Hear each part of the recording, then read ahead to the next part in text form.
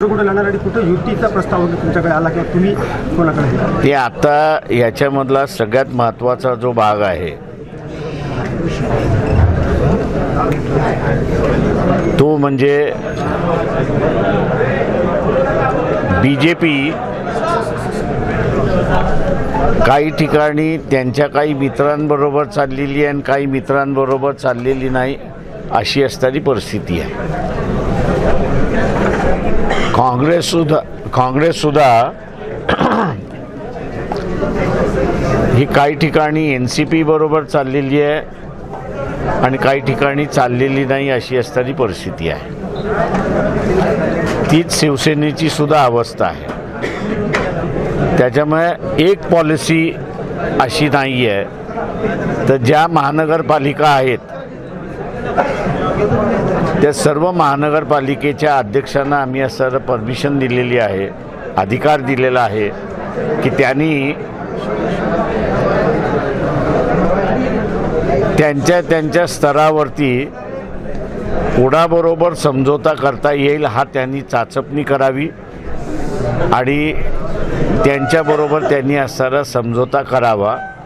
अट एकच आहे त्याच्यामध्ये, ती म्हणजे BJP बरोबर कुठल्याही परिस्थितीत त्यांनी समझोता करू नये.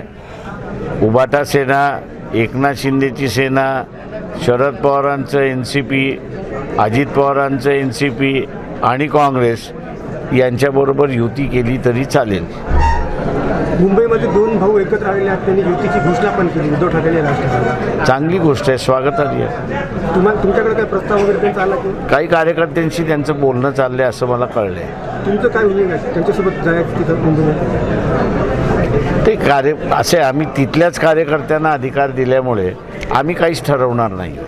त्या कार्यकर्ते ठरवतील आणि आम्हाला सांगतील. नांदेडच्या बाबतीत सर, आज तुम्ही नांदेडमध्ये आलात, काय नांदेडची परिस्थिती? नांदेडचं जे काही मला ब्रीफ देण्यात आलेलं आहे त्याच्यामध्ये काँग्रेसवाल्यांनी पुन्हा बोलण्याची इच्छा दाखवलेली आहे. दुसरं जे आहे त्याच्यामध्ये अजून काही संघटना ज्या आहेत त्याही बोलतात आहेत. त्या सगळ्या याच्यामध्ये 1-2-3 दिवसामध्ये ते असं म्हटलं की फायनल निर्णय आपला होईल की आपण काय करतोय त्याच्या संदर्भातलं, आणि ते मला कळवलं जाईल. त्याच्यामध्ये नगर परिषदेमध्ये पण काँग्रेसने युती केली, जाहीरपणे त्यांच्या खासदारसोबत बसले होते आणि नंतर मग ते म्हणून काँग्रेसने स्कॅनर लावला पाहिजे की काँग्रेसही किती आहेत आणि काँग्रेस पक्षामध्ये राहून त्यांचा आत्मा दुसऱ्या पक्षामध्ये किती जणांचा आहे त्यांनी बघावं. म्हणजे सर, हा रोग कोणाकडे? अशोक चव्हाणांकडे आहे यांचा आत्मा काहींचा? आता ते काँग्रेसने सांगावं ना जनतेला, आम्ही कोण सांगणार आहे? त्यांच्यामुळे ही युती होत नाही, त्यांचा आत्मा इतर ठिकाणी आहे.